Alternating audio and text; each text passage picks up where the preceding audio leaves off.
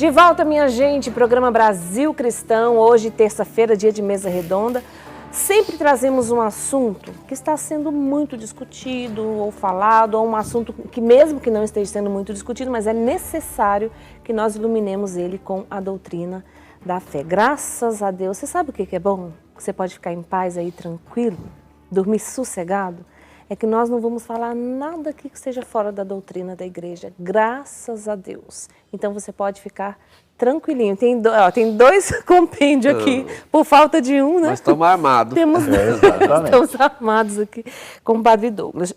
Uma coisa, minha gente, nós vamos colocar agora a mensagem do WhatsApp, porque tem muita participação, as pessoas estão gostando do programa. Vamos colocar, diretor, então, ao nosso WhatsApp, Marcos Antônio. Parabéns pelo programa Brasil Cristão. O tema de hoje, Ecologia e Cosmovisão Cristã, está sendo desenvolvido de forma fantástica.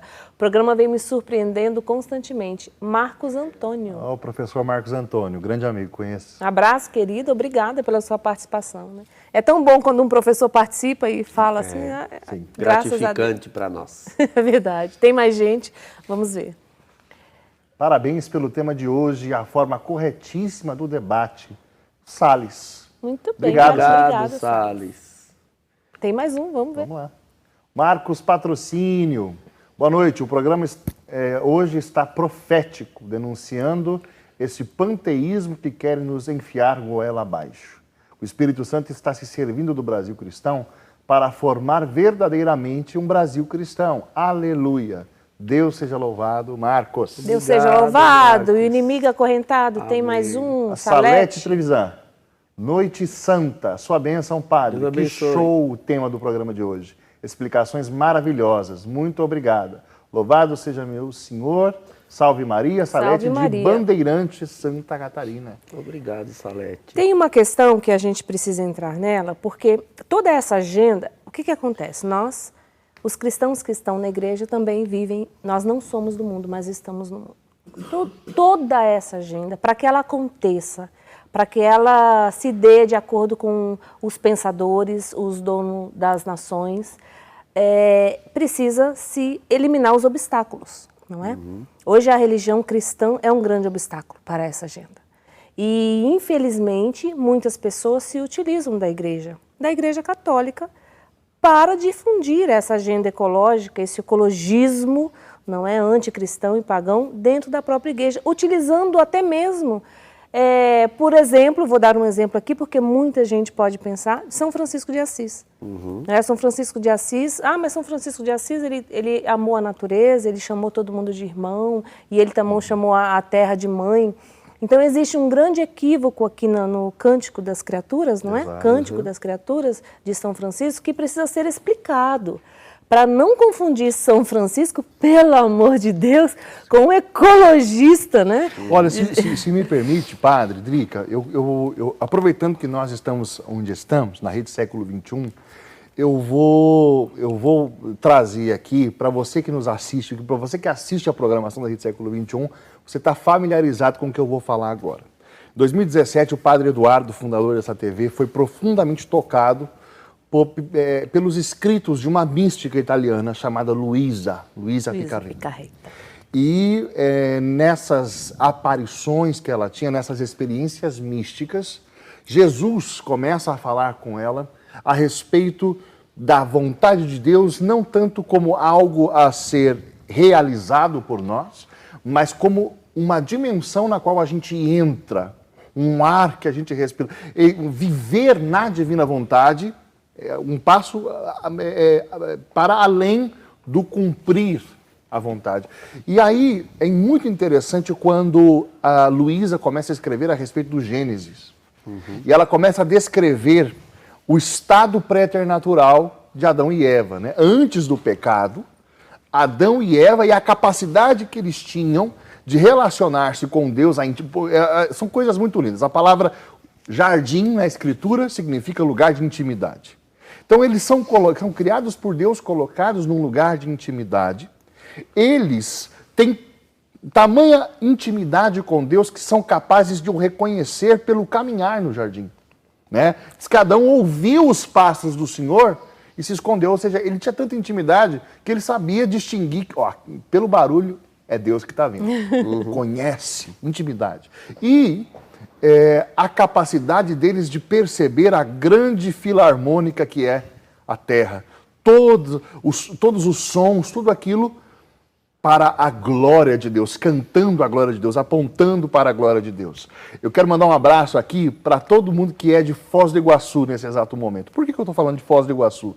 Quem já foi às cataratas e tem o coração tocado pela verdade do Evangelho, tem o coração tocado pelo Divino Espírito, tem essa maravilhosa experiência. Quando você vai se aproximando e você vai escutando o furor das águas, no meu coração já aconteceu isso muitas vezes com meu irmão.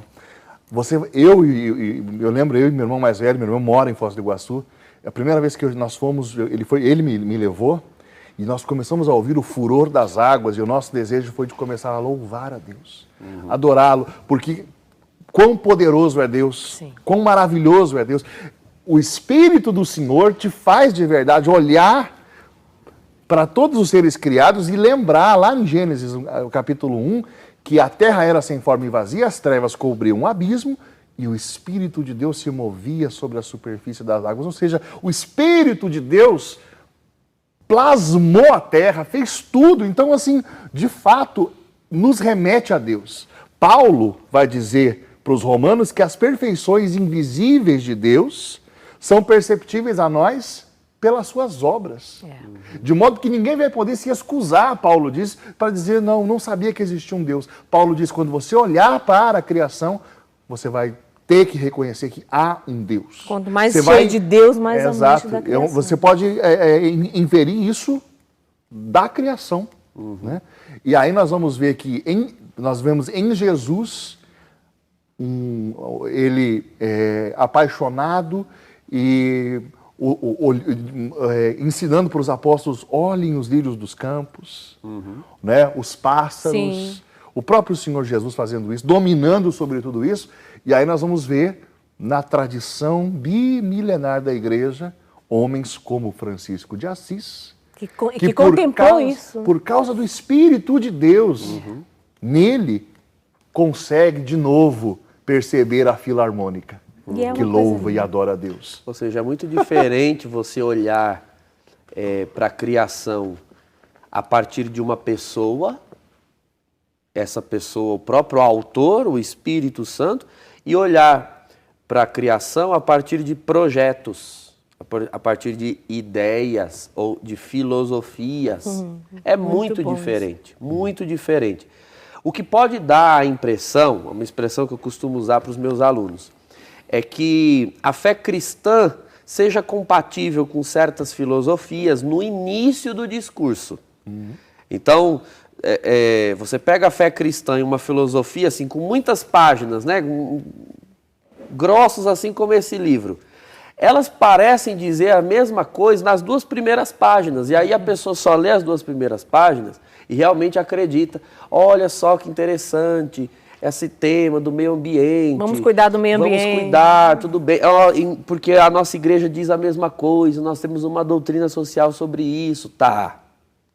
As 2 primeiras páginas. Você lê o resto, porque esse é o grande problema, essa é a grande brecha pela qual ideias têm entrado na nossa igreja. E quando eu digo igreja, eu digo muito mais em pensadores da igreja, enfim, lideranças da igreja, a partir dessa visão de que nós temos pautas em comum com grupos não cristãos. Bom, de fato nós podemos ter pautas comuns, mas a nossa motivação é totalmente outra, e o nosso objetivo é totalmente outro. Então, se nós perdemos isso de vista, isso vai se aplicar ao discurso sobre o meio ambiente, isso vai se aplicar sobre o discurso a respeito do pobre, o discurso a respeito do ser humano, da origem da vida, do fim da humanidade, enfim, de absolutamente tudo. Porque você começa a transformar o discurso cristão em discurso útil, né, num utilitarismo histórico, e se esquece do fim último do ser humano. Né? O fim último do ser humano não é a preservação do meio ambiente pela preservação do meio ambiente. O fim último do ser humano é a vida eterna. E é obviamente que o uso dos bens criados influenciará na obtenção ou não da vida eterna. Mas enquanto meio, não enquanto um fim. E nós temos um fim transcendente. Nós vamos para além dessa vida. Então, o que nós estamos tentando fazer nesse programa é dar a você essa informação de que o Senhor nos deu o meio ambiente, o ecossistema, como o Fernando bem relembrou e leu aqui no Compêndio de Doutrina Social, como casa, sim, uma casa comum de todos os seres humanos, exato, e também como recurso para todos. Então são duas pernas da compreensão cristã. Nem recurso de modo a ser explorado indiscriminadamente, isso aqui o documento diz, é que a gente já até leu demais, né? A gente evita de ficar lendo tudo, mas depois você pesquise no Compêndio de Doutrina exato, Social. Nem uma exploração indevida, porque essa exploração também prejudica o fim último do ser humano. Nós não somos seres para o consumo, para o lucro, para o erguimento de lobbies financeiros. Exato. Por outro lado, nós também não somos pagãos pré-cristãos que idolatram os recursos, que idolatram a natureza, exato, sob o pretexto de que nada se deve mexer ou explorar. Me chama a atenção aqui o número 480, que tem muito a ver conosco aqui, enquanto programa de televisão católica. Ele diz assim: também os responsáveis pela informação, olha aí, têm uma tarefa importante a desempenhar com prudência e objetividade. Está falando aqui ainda do cuidado com o meio ambiente. E o compêndio dedica um parágrafo aos que trabalham com a informação. A sociedade espera da parte deles uma informação completa e objetiva, que ajude os cidadãos a formar uma opinião correta acerca dos produtos biotecnológicos, é uma parte toda aqui falando sobre biotecnologia. E aí lá no fim ele diz: deve-se, portanto, evitar cair na tentação de uma informação superficial, ou seja, a respeito da exploração de recursos, a respeito de políticas ambientais. Deve-se evitar cair na tentação de uma informação superficial alimentada por entusiasmos fáceis ou por alarmismos injustificados. Quando eu li isso daqui, Drica e Fernando, eu me recordei, por exemplo, vou usar a título de exemplo, um programa que eu assisti certa vez falando sobre efeito estufa e o derretimento das calotas polares. Que isso é um tema que eu vindo para cá, né, no caminho, pensando no tema do programa, vindo aqui para a TV, eu me lembrei que a primeira vez que eu ouvi falar sobre isso, nunca me esqueço, foi num livro didático na escola, na 4ª série, portanto no ano de 1996. Vai fazer 25 anos que eu ouço falar que o planeta está se aquecendo, as calotas polares estão derretendo e que se continuar dessa forma, o nível dos oceanos vai aumentar de tal forma que vai prejudicar o clima, que vai... como fala, gente? A palavra me fugiu agora. Vai submergir o continente e etc. Cidades inteiras vão desaparecer. Exatamente. Mas eu ouvi isso 25 anos atrás. E eu me lembro que a professora passou para nós um vídeo das calotas derretendo, né, e a água escorrendo pelo iceberg. E eu parei para pensar, se as calotas estivessem derretendo daquela forma que a gente viu no vídeo, a água escorrendo para o mar, né, das calotas para o mar, naquela velocidade há 25 anos atrás, nós já estaríamos no dilúvio.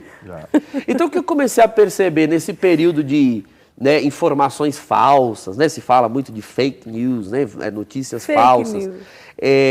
Aquecimento global é fake news. Eu vi aquelas mesmas cenas em documentários sobre o clima nos polos, em período de verão, em que o planeta se curva. Obviamente que há um degelo natural das calotas, então elas sofrem um degelo, e depois no inverno elas congelam novamente. Há um ciclo, né, estacional no meio ambiente. Então, obviamente, isso justifica emissões indevidas, explorações indevidas? Não, não justifica. Por outro lado, nós não vamos, é isso que o documento está querendo dizer, nós não vamos mudar políticas indevidas criando alarmismos. E é isso que muito se tem assistido. Está tudo pegando fogo, está tudo derretendo, está tudo sendo destruído, mas há décadas nós ouvimos isso. Então, não é assim que funciona.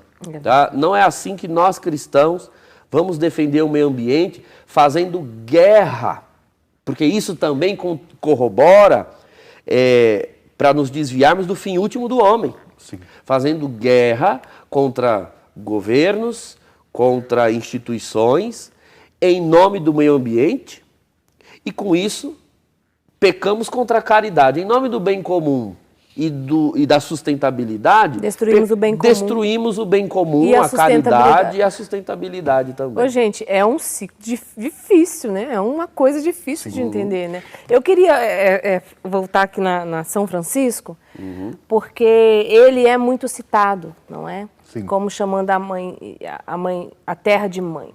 E aí nós fomos conferir lá no Cântico das Criaturas para tirar todas as dúvidas. E o que ele diz lá? Ele diz mesmo, louvado seja o nosso Senhor pela irmã, vírgula, mãe terra.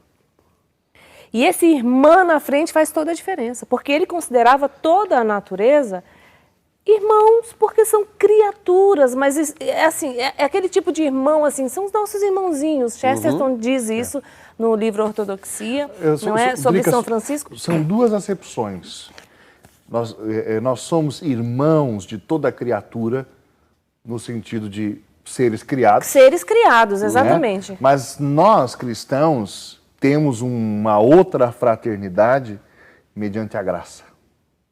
Irmãos mediante a graça é algo que nos foi dado por causa do batismo. Exatamente. Mas eu queria falar da mãe ali no Cântico das Criaturas para explicar que quando ele chama a terra de mãe, ele está dizendo que ela é mãe porque ela produz. Logo em seguida, você vai entender o texto, você lê todo, logo em seguida ele fala que produz seus frutos, que produz os seus grãos, que produz as suas ervas. Ou seja, ela é mãe porque ela produz. No sentido análogo. Exatamente, minha gente, vamos entender aí. Padre, eu queria que o senhor e o Fernando também comentassem, não sei se vai dar tempo, mas rapidinho, porque o Papa Bento XVI, quando ele escreveu na campanha da Fraternidade do Brasil, não é da Igreja no Brasil, de 2011, onde houve-se muito barulho, muito diferente da campanha a favor da vida, né, onde ninguém fez barulho, mas da ecologia se fez muito barulho. O Papa escreveu essa carta e ele diz assim, ó: o homem só será capaz de respeitar as criaturas na medida em que tiver no seu espírito um sentido pleno de vida. Caso contrário, será levado a desprezar-se a si mesmo. Por isso, a primeira ecologia a ser defendida é a ecologia humana. Ou seja, sem uma clara defesa da vida humana, desde a sua concepção até a morte natural, sem uma defesa da família baseada no matrimônio entre um homem e uma mulher, não dá para pensar na ecologia. Ou seja, primeiro, nós estamos, aí a gente falou, né? Os que estão defendendo as árvores estão aprovando o aborto. Sem o homem ter uma consciência do que é a vida plena, de si mesmo, defender a vida do homem, sem ele ter uma consciência de família, tudo isso está sendo atacado exatamente por essas pessoas que estão defendendo a ecologia. E é exatamente isso que nós queremos que você que está em casa preste atenção nesses acontecimentos. Rodriga, eu acho que bom, já está acabando o bloco. Pode dar tempo ainda. Vou dizer para vocês o seguinte, no compêndio, a partir do número 451, inicia todo esse ensinamento da igreja de mais de 100 anos. Né? O compêndio começa lá com o Rerum Novarum e vem né, por todas as encíclicas sociais, né, até João Paulo II. Então você tem do número 451 ao número 487. São todos os números voltados à questão do meio ambiente. Dá para imprimir também só essa parte, se quiser. Exato. Quero chamar a sua atenção para duas coisas interessantes. Um político brasileiro que fazia parte de um dos partidos de matriz socialista comunista mais famosos do país, conta num vídeo, isso está no YouTube, por que ele migra desse partido conhecidíssimo para um partido cuja bandeira é ecológica, né? E ele diz com uma honestidade assustadora. Ele começa a dizer assim, porque agora a nossa bandeira não é mais a questão do operário e do trabalhador. A nossa bandeira agora é a ecologia. E através dela nós vamos conseguir a revolução que nós queremos. Eles não têm verdade? Escrachados, eles não têm medo, não têm vergonha de falar isso não, né? E dentro de uma instituição, dentro de uma PUC, né, existe professores que dizem isso categoricamente, que os cristãos, nós cristãos brasileiros, nós estamos invertendo a ordem das coisas, porque nós estamos focando na microética e esquecendo a macroética. Aí você, olha que palavra bonita, microética e macroética. O que ele chama de macroética? A ecologia, né? A questão da miséria, enfim. E microética, aborto. Aborto para ele é microética. Ideologia de gênero, microética, coisa é o ser humano. O que é o ser humano? Vocês entendem o absurdo que é isso? Eu fui atrás, né, do material desse professor. Então, assim, é terrível isso. Já estamos acabando. É terrível. Vamos fazer um intervalo? A gente fica assim, querendo rasgar as vestes. Vamos fazer um intervalo para a gente tomar uma água e a gente já volta.